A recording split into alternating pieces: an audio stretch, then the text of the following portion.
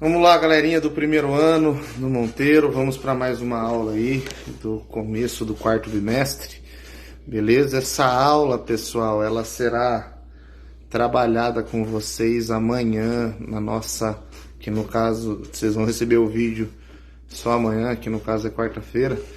A gente vai trabalhar na nossa aula online do Zoom, essa aula que eu tô dando agora, tá bom, gente? Então, fiquem atentos aí se vocês perderem alguma coisa na nossa aula do Zoom. Temos o vídeo aqui, o vídeo explicativo do nosso conteúdo, ok?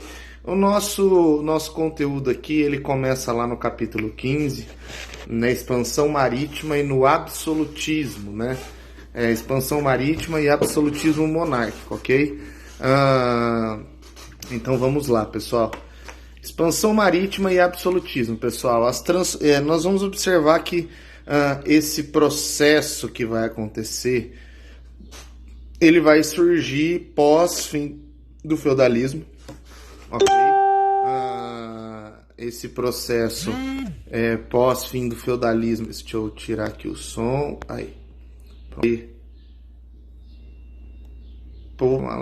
Aí, pronto. Esse processo aí pós-fim de feudalismo, pessoal, ele vai acabar ocorrendo na centralização política dos governos europeus, ok? Então nós vamos ter lá as transformações do século XIV e do século XV na Europa, né? Nós vamos ter os questionamentos dirigidos à Igreja Católica, certo? Esses questionamentos, eles estão direcionados de uma maneira onde a igreja produzia conhecimento. Era a igreja que trazia toda a estrutura científica da época, né? Que é o que nós podemos chamar de estrutura científica, porque trabalhava com o conhecimento, né? Com o conhecimento produzido pela igreja, ok? Então nós vamos ver que vai ser um questionamento às estruturas da Igreja Católica, certo? Nós vamos ter aí o declínio do poder dos senhores feudais gradual e a centralização dos estados modernos. O poder dos senhores feudais, eles vão acabando, eles vão se desfazendo, eles vão se diluindo com o passar de dois eventos importantes, que foram as crises que levam ao fim do feudalismo e com as cruzadas, pessoal. Nós vamos observar que as cruzadas, né, os senhores feudais de grande porte, os senhores que tinham exércitos, eles vão acabar perdendo os seus poderes, as suas forças, por causa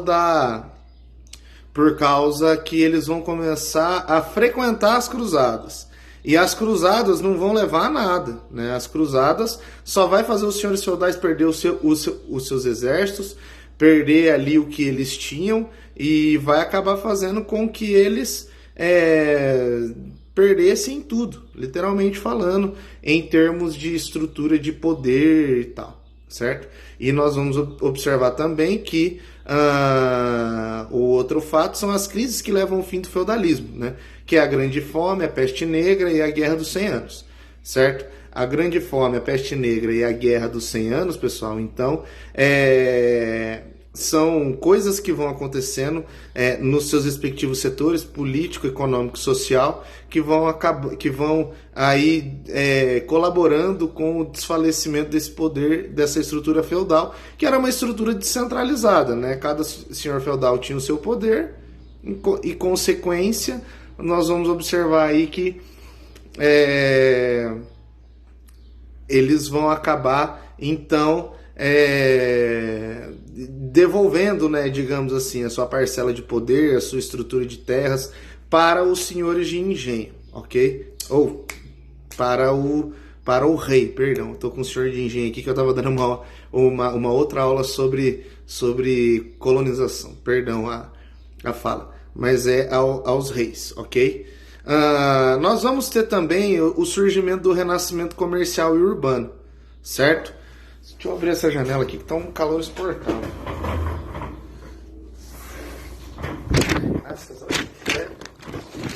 As folhas da apostila voaram. Pessoal, então nós vamos ter aqui o renascimento comercial e urbano. O que é esse renascimento comercial e urbano? Nada mais é do que a reestruturação do sistema de governo, do sistema de comércio, né? Nós vamos observar aí que esse modelo ele acaba ressurgindo porque a Europa ela era feudalizada, ok? E o fato da Europa ser feudalizada faz com que o modelo econômico seja o escampo, certo? A partir de agora, pessoal, nós vamos ver que os senhores de engenho, eles vão se remontar. Senhor de engenho não, os senhores feudais, perdão. Eles vão se remontar e, assim, eles vão devolver as suas terras aos reis, né? Promovendo aí a centralização política na mão do rei novamente. E nós vamos ver o surgimento de uma outra classe social muito importante chamada burguesia, tá? A burguesia que, pelo contrário dos senhores feudais, senhores feudais que perderam as suas forças, perderam seus investimentos nas cruzadas, a burguesia ela vai levar muita vantagem com as cruzadas, porque eles vão desenvolver comércio por onde se passava, conexão Europa-Jerusalém, certo? Então eles vão ganhar muito dinheiro com isso, certo? E nós vamos ter o crescimento e o fortalecimento, então, dessa classe burguesa, ok? Como é que vai ser essa participação da burguesia? Os burgueses, então, eles estabeleceram relações comerciais com o Oriente, trazendo novos costumes, tradições, conhecimentos para o Ocidente. O intenso comércio interno e externo possibilitou o enriquecimento dos burgueses, contribuindo para o desenvolvimento urbano e para o surgimento de novas práticas mercantis, certo? E aí nós vamos observar, então nós vamos acabar observando que esse desenvolvimento urbano ele acontece por causa dessa prática burguesa, certo? Então, qual que é o conceito do absolutismo, né? Qual que é o conceito em si do absolutismo, né?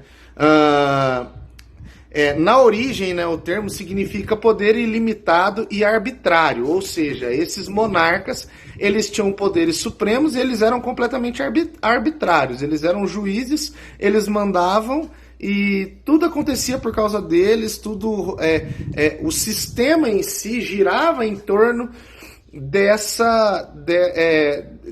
rei, deste reinado, ok? No contexto, então, do século XV e século XVI. Compreende-se como uma forma de governo em que o poder dos governantes, apesar de não depender de outros poderes, não era ilimitado, pois estava sujeito a regras pré-estabelecidas e valores de crenças da época, certo? Como é que foi o surgimento, então, desse período absolutista? Com as cruzadas, né? O renascimento comercial e urbano contribuiu para a gradual concentração de poder dos reis, o que fundou as bases do Estado moderno. Para o funcionamento, então, dessas características aí, nós vamos ter aí o funcionamento dos Estados nacionais, né?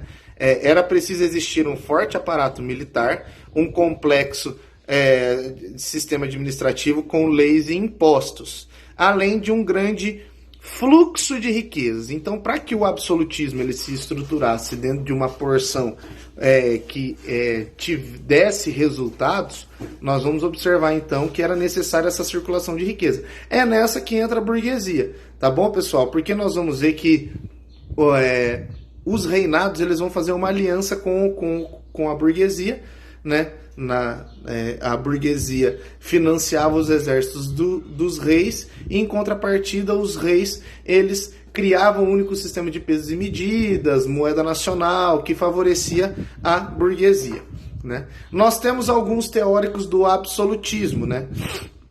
Como, por exemplo, Nicolau Maquiavel, Jean Bodin, Thomas Hobbes, Jacques Bossuet, ok? Nicolau Maquiavel, então, no livro O Príncipe, ele discorre sobre a melhor forma que o governante tem para administrar o próprio território. É como se fosse a cartilha do ótimo governante, pessoal.